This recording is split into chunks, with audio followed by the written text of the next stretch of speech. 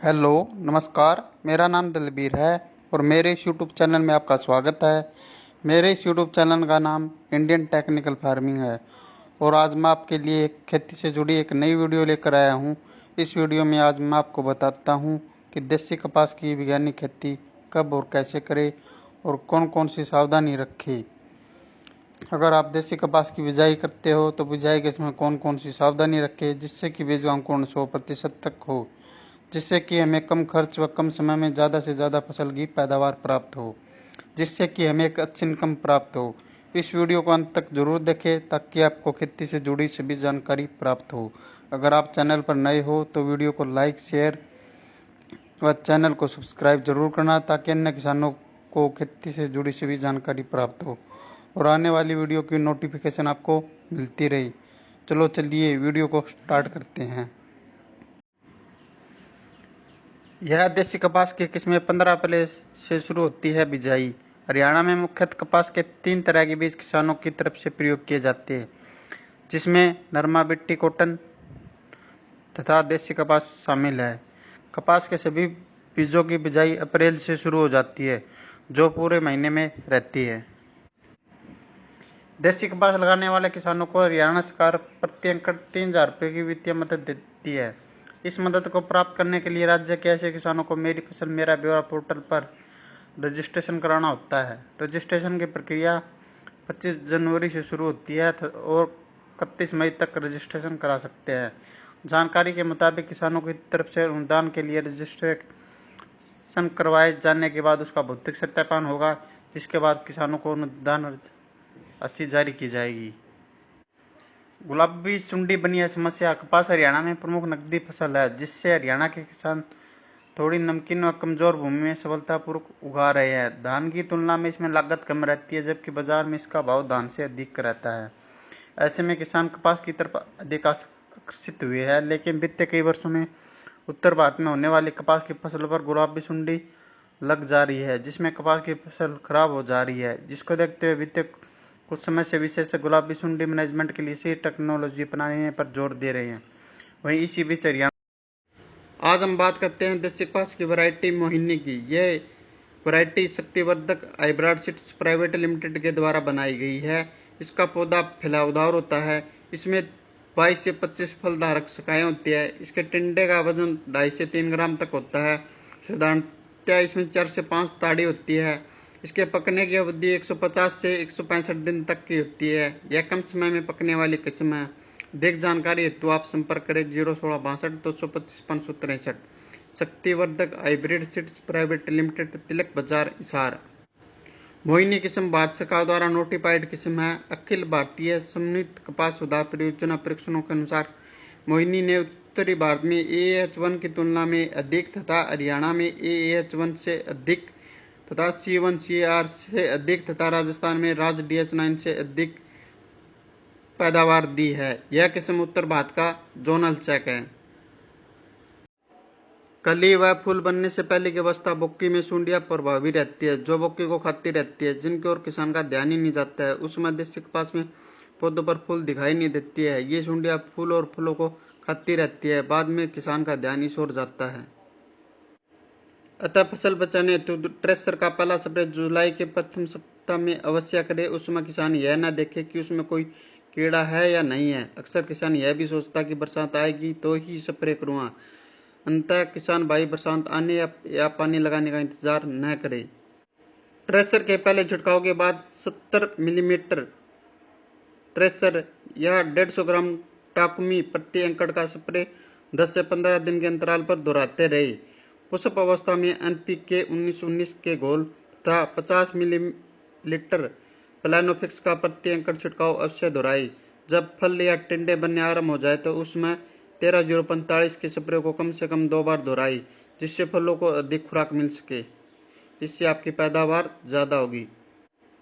कृपया ध्यान दें कि किसान भाई दवा का छिड़काव करते समय यह सुनिश्चित कर ले कि टैंक या टंकी से गेहूं की फसल में 2,4-D दवा का प्रयोग नहीं किया गया हो।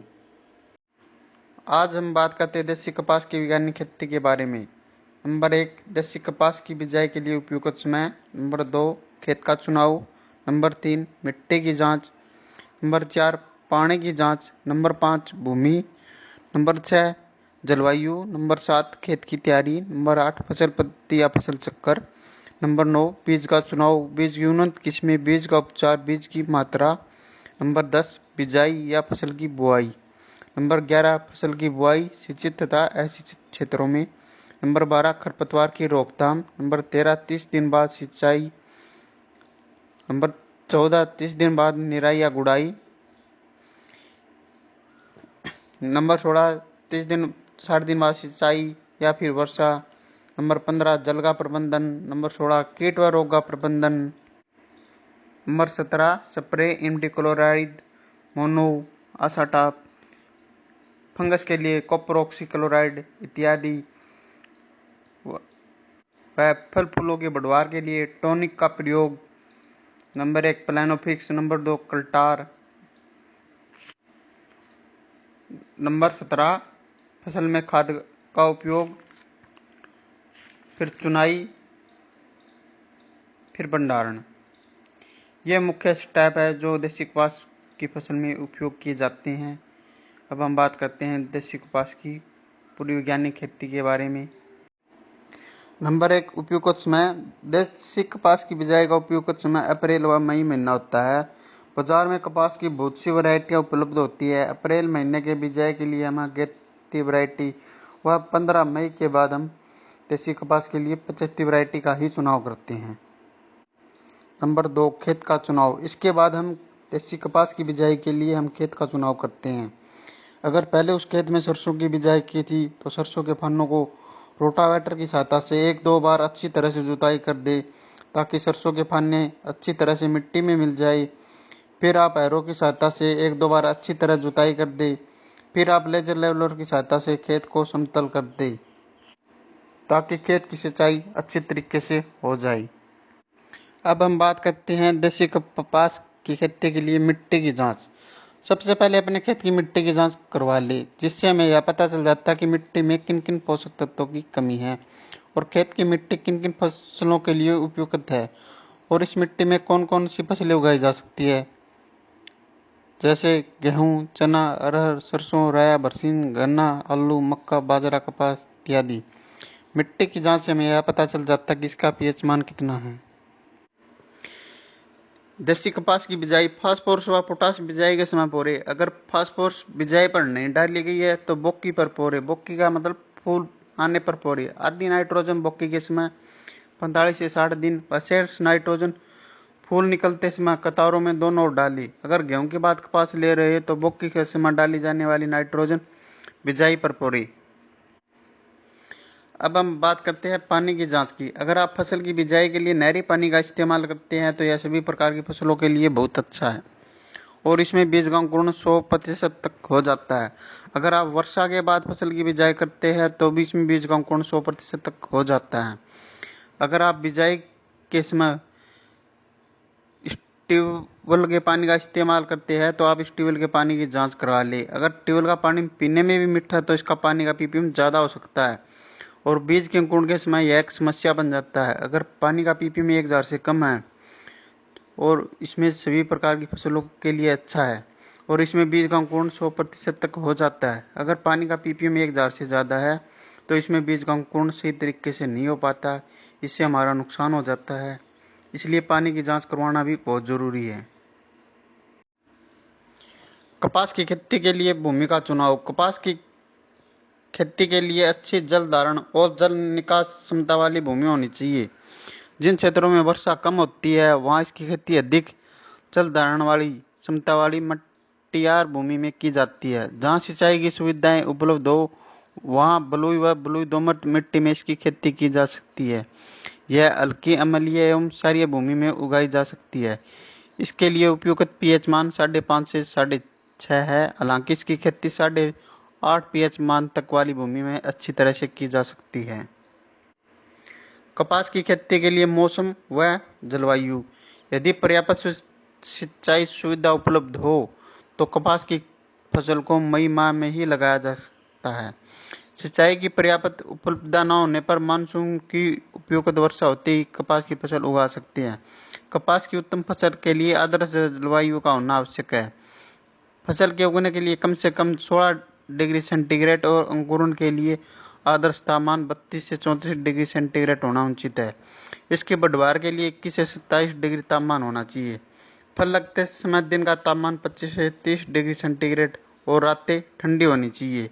कपास के लिए कम से कम 50 डिग्री सेंटीमीटर वर्षा का होना आवश्यक है। 125 सेंटीमीटर से अधिक वर्षा का होना कपास के लिए हानिकारक होता है। कपास की उन्नत खेती के लिए खेत की तैयारी। उत्तरी भारत में कपास की खेती मुख्यतः सिंचाई आधारित होती है। इन क्षेत्रों में खेत की तैयारी के लिए 1 सिंचाई कर 1 से 2 गहरी जुताई करनी चाहिए। इसके बाद 3 से 4 हल्की जुताई कर पट्टा लगाकर बुआई करनी चाहिए। कपास का खेत तैयार करते समय इस बात का ध्यान रखना चाहिए कि खेत पूर्णतः समतल हो ताकि मिट्टी की जल धारण व जल निकास क्षमता दोनों अच्छी हो। यदि खेतों में खरपतवार की ज्यादा समस्या न हो तो बिना जुताई या न्यूनतम जुताई से भी कपास की खेती की जा सकती है। दक्षिणी व मध्य भारत में कपास वर्षा आधारित काली भूमि में उगाई जाती है। इन क्षेत्रों में खेत तैयार करने के लिए गहरी जुताई मिट्टी पलटने वाले हल से रबी फसल की कटाई के बाद करनी चाहिए, जिसमें खरपतवार नष्ट हो जाते हैं और वर्षा जल का संचय अधिक होता है। इसके बाद 3 से 4 बार हैरो चलाना काफ़ी होता है। बुआई से पहले खेत में पट्टा लगाते हैं ताकि खेत समतल हो जाए, या फिर आप लेजर लेवलर की सहायता से खेत को समतल कर सकते हो। अगर आप गोबर की खाद का इस्तेमाल करते हो तो 8 से 10 ट्रॉली 1 एकड़ के लिए पर्याप्त रहती है। यह खाद मिट्टी में अच्छी तरह मिलाकर जमीन को समतल कर दे। अब हम बात करते हैं फसल पद्धति या फसल चक्कर। फसल चक्कर एक ऐसी प्रणाली है जिसमें फसलों को इस क्रम में बोया जाता है जिससे कि मृदा की उर्वरता शक्ति बनी रहे। एक सफल उत्पादन के लिए उत्तरदायी प्रमुख कारकों में से एक फसल चक्कर एक महत्वपूर्ण स्थान रखता है।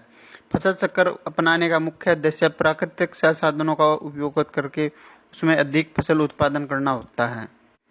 किसी भी खेत में फसल को अदल बदल कर बोना, हेरफेर कर बोना फसल चक्कर कहलाता है। ऐसा करने से मृदा की उर्वरता शक्ति बनी रहती है और पैदावार भी बहुत अच्छी होती है। किसी भी खेत में एक निश्चित समय में उसकी मृदा की उर्वरता शक्ति को बनाए रखने जाने वाली फसलों के क्रम को फसल चक्कर कहते हैं। किस क्षेत्र की भूमि, जलवायु, अन्य वातावरणीय कारकों के आधार पर विभिन्न फसल चक्कर अपनाए जाते हैं। एक अच्छे फसल चक्कर को अपनाकर एक किसान अपनी भूमि में अधिक से अधिक लाभ कमा सकता है। फसल चक्करों की संख्या 3 होती है। 1 वर्षीय फसल चक्कर जैसे मक्का के बाद गेहूं। 2 वर्षीय फसल चक्कर ज्वार, बरसीन, धान, मक्का। इसके अतिरिक्त फसलों के चक्रों के आधार पर फसल चक्र को वर्गीकृत किया गया है। रबी की फसल में अपनाए जाने वाले फसल चक्कर, खरीफ की फसलों में अपनाए जाने वाले फसल चक्कर और जायद की फसलों में अपनाए जाने वाले फसल चक्कर। फसल चक्कर के सिद्धांत। उथली जड़ वाली फसलों के बाद गहरी जड़ वाली फसलों को उगाना चाहिए। अधिक खाद की आवश्यकता वाली फसलों के बाद कम खाद की आवश्यकता वाली फसलों को उगाना चाहिए। अधिक जल की आवश्यकता वाली फसलों के बाद कम जल की आवश्यकता वाली फसलों को उगाना चाहिए। फलीदार फसलों के बाद अफलीदार फसलों को उगाना चाहिए। कृषि संसाधनों का प्रयोग समतापूर्ण ढंग से करना चाहिए। भूमि कटाव से प्रभावित क्षेत्रों में फसल चक्र में आच्छादित फसलों का समावेश होना चाहिए। फसल चक्र के लाभ। किसी खेत के प्रति इकाई क्षेत्रफल में से एक निश्चित समय में होने वाले उत्पादन में वृद्धि होती है। विभिन्न फसलों का कार्य करना निश्चित हो जाने से उनके आवश्यक बीज का तथा खरपतवारनाशी आदि का उचित समय के अनुसार प्रयोग किया जा सकता है। फसल चक्र में गहरी कम उथली वाली जड़ों के सम्मिलित होने के कारण भूमि के ऊपर की सतह तथा नीचे की सतह से पोषक तत्वों का फसल चक्र द्वारा उचित व तेजी से अवशोषण होता है। एक फसल चक्र को अपनाने से मृदा संरक्षण में कमी आती है क्योंकि फसल चक्र में आच्छादन फसलों को सम्मिलित किया जाता है। कृषकों को वर्ष भर कार्य करने का अवसर मिलता है। फसल चक्र के लाभ। मृदा की उर्वरता शक्ति में वृद्धि होती है। मृदा के भौतिक, रासायनिक तथा जैविक गुणों में सुधार होता है। सघन फसल चक्रों को अपनाने से भूमि में जीवांश पदार्थ की मात्रा में वृद्धि होती है। उचित फसल चक्र को अपनाने से भूमि में पनपने वाले विभिन्न बीमारियों के प्रभाव में कमी आती है। फसल चक्र अपनाने से कीटों तथा खरपतवारों पर भी नियंत्रण होता है। अब हम बात करते हैं देसी कपास के लिए बीज का चुनाव, बीज की किस्म या वैरायटी या बीज का उपचार, बीज की मात्रा। हमें अपने खेत में फसल की बिजाई करते समय ऐसे बीज का चुनाव करते हैं जो कि अपने क्षेत्र और एरिया के हिसाब से ठीक हो। बीज का चुनाव हमें मिट्टी, समय व पानी के अनुसार ही करना होता है क्योंकि दोमट मिट्टी के लिए अलग, रेतीली जमीन के लिए अलग अलग व समय के अनुसार अलग अलग वैरायटी मार्केट में उपलब्ध होती है। बीज की वैरायटी, हम एक ऐसी वैरायटी का चुनाव करते हैं जो हमारे क्षेत्र व जमीन व पानी के हिसाब से ज़्यादा उत्पादन देती हो। हमें एक ऐसी कंपनी के बीज का चुनाव करना होता है जो कंपनी सरकार के द्वारा रजिस्टर्ड हो, जैसे राशि यूएसए शक्तिवर्धक। बीज खरीदते समय हमें बीज का पक्का बिल अवश्य लेना चाहिए, जिससे कि बीज के डुप्लीकेट होने के चांस कम होते हैं और एक अच्छा ओरिजिनल बीज हमें एक अच्छा उत्पादन देता है। अब हम बात करते हैं बीज के उपचार की। हम बीमारी की रोकथाम के लिए हम बीज का उपचार करते हैं, जिसे हम FIR भी कहते हैं, जिसे हम फंगिसाइड, इंसेक्टिसाइड और राइजोबियम कल्चर भी कहते हैं। सबसे पहले हम बीज को फंगिसाइड की दवाइयों से उपचार करते हैं, फिर हम उसको इंसेक्टिसाइड की दवाइयों से उपचार करते हैं। इंसेक्टिसाइड दवाइयों के उपचार का मतलब उसे इंसेक्ट की बीमारियों से रोकथाम के लिए किया जाता है। फिर हम राइजोबियम कल्चर से उपचार करते हैं, जो कि पैदावार बढ़ाने में वृद्धि मदद करता है। अब हम बात करते हैं बीज की मात्रा। हम देसी कपास की बिजाई के लिए 1 एकड़ में 2 पैकेट की बिजाई करते हैं। वो संकर किस्मों की वैरायटियों में हम ये 2 पैकेट की बिजाई करते हैं। अगर हम देसी वैरायटी का उपयोग करते हैं तो हम 1 एकड़ में लगभग 2 से 3 किलो बीज की बिजाई करते हैं। लगभग सभी संकर किस्मों का ही उपयोग करते हैं, क्योंकि संकर किस्में ज़्यादा उत्पादन देती है, जैसे KR 64। देसी कपास की उन्नत किस्में हैं HD 107, HD 123, HD 324, HD 432 व संकर किस्में AAH1, AAH 32 व KR 64। यह देसी कपास की उन्नत किस्में हैं जो बहुत बढ़िया उत्पादन देती है। HD 324 इस देसी कपास की किस्म के पौधे लाल रंग के पत्ते का मध्यम और रंग लाल होता है। इस किस्म के फूल गुलाबी रंग के फूलों के अंदर गहरे लाल रंग के धब्बे एवं परागकण पीले रंग के होते हैं। इसके पौधे में 3 से 4 मजबूत वानस्पतिक शाखाएं होती है। औसत पैदावार 9 से 10 कुंटल प्रति एकड़ है। इसके रेशे की औसत लंबाई 15 से 16 मिलीमीटर और रुई का प्रतिशत 42 है। यह किस्म पकने में 175 से 180 दिन लेती है, इसलिए कपास, गेहूं फसल चक्कर के लिए उपयुक्त है। यदि इस किस्म की बुआई या बिजाई 15 अप्रैल माह के पहले पखवाड़े में की जाए तो अधिक पैदावार के साथ साथ रेशे की गुणवत्ता में भी अच्छी सुधार होती है। बिजाई या फसल की बुआई। बिजाई, अगर आप मशीन की सहायता से खाद की बिजाई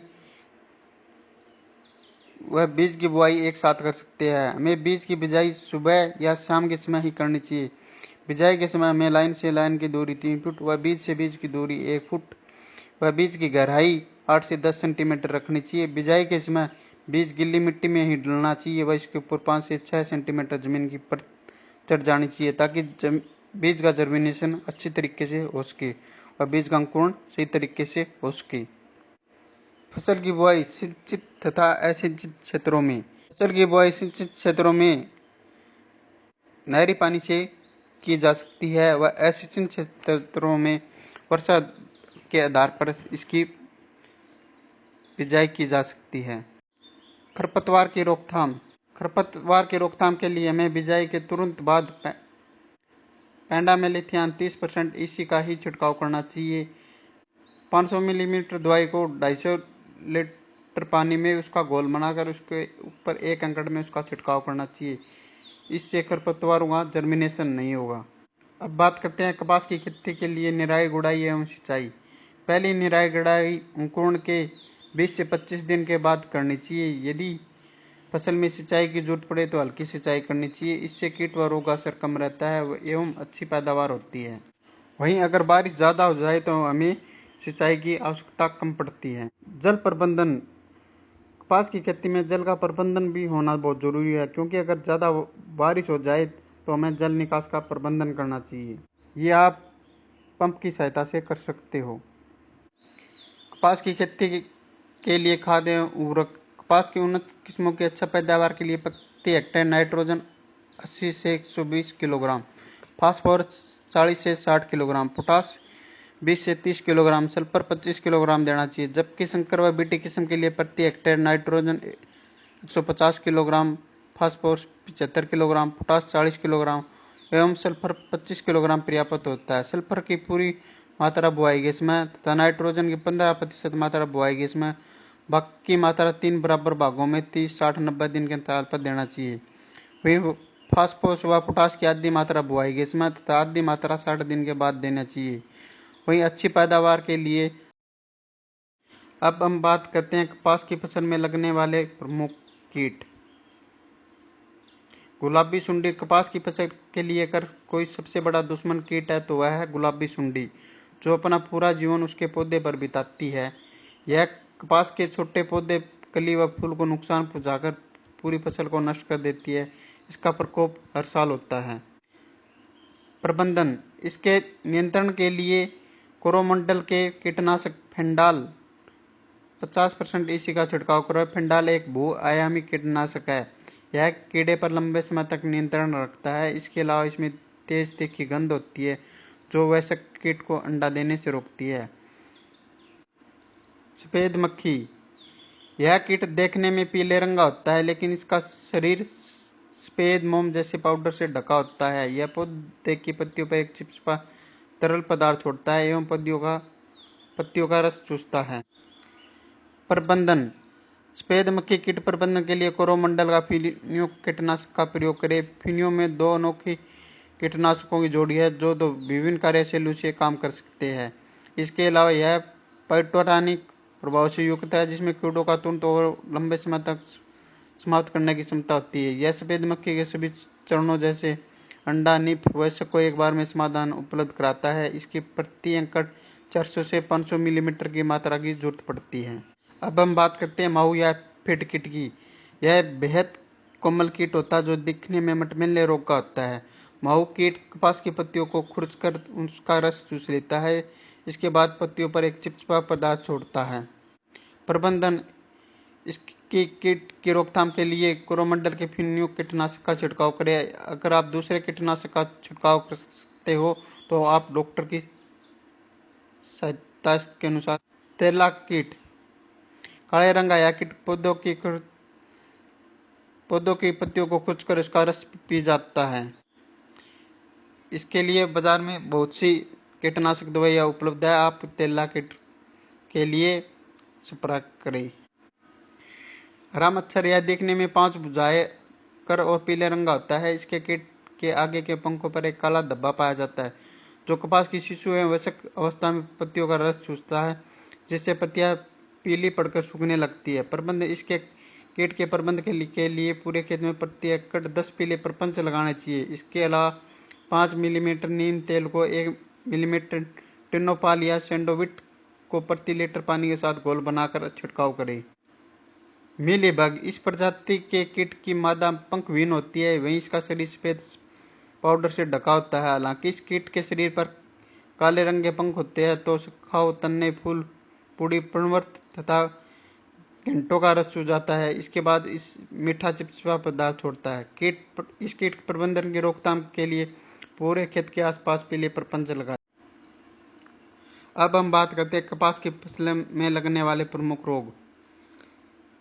नंबर 1 जीवाणु झुलसा एवं कोणीय धब्बा रोग। नंबर 2 मायरोथोसिस पत्ती धब्बा रोग।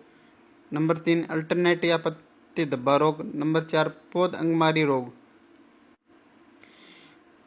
जीवाणु झुलसा एवं कोणीय धब्बा रोग: यह रोग पौधे के वायवीय भागों को नुकसान पहुंचाता है, जहां छोटे गोल धब्बे बन जाते हैं जो बाद पीले पड़ जाते हैं। यह कपास की सह-पत्तियों और घंटों को भी नुकसान पहुंचाता है। इस रोग के कारण घंटा समय से पहले ही खुल जाता है, जिससे रेशा खराब हो जाता है। इसके रोकथाम के लिए अनुशंसित कीटनाशक का ही प्रयोग करें। नंबर 2 मायरोथिसियम पत्ती धब्बा रोग: इस रोग के कारण पत्तियों पर हल्के और बाद में बड़े भूरे धब्बे बन जाते हैं। इसके बाद पत्तियां टूटकर नीचे गिर जाती है। इससे 25 से 30% उत्पादन में कमी आ जाती है। रोकथाम के लिए अनुशंसित कीटनाशक का ही प्रयोग करें। अल्टरनेट या पत्ती धब्बा रोग: मौसम में अत्यधिक नमी के कारण पत्तियों पर हल्के भूरे रंग के धब्बे बन जाते हैं, जिसके कारण आखिर में पत्तियां टूटकर गिर जाती है। ठंडे में मौसम में इस रोग उग्रता अधिक होती है। इसके रोकथाम के लिए अनुशंसित कीटनाशक का ही या डॉक्टर के परामर्श के अनुसार ही इस कीटनाशक का प्रयोग करें। नंबर 4 पौध अंगमारी रोग: यह रोग पौधे की मूसले जड़ों को छोड़कर मूल तंतुओं को नुकसान पहुंचाता है, जिसके कारण पौधा मुरझा जाता है। रोकथाम के लिए अनुशंसित कीटनाशक का ही प्रयोग करें।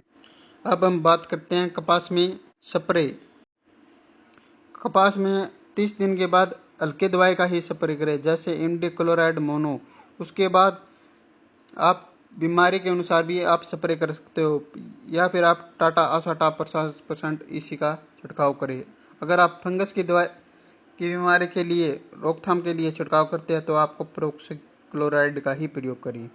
अगर आपके खेत में फल फूलों की संख्या को बढ़ाना चाहते हो तो प्लानोफिक्स कल्टार जैसे टॉनिक का प्रयोग करें, जो खेत में फूलों की संख्या में बहुत भारी मात्रा में जबरदस्त वृद्धि करता है, जिससे फूलों की संख्या में वृद्धि होती है, वह फूलों का झड़ना बंद हो जाता है, जिससे उत्पादन में भारी वृद्धि होती है। अब बात करते हैं उत्पादन की। कपास की खेती से उत्पादन।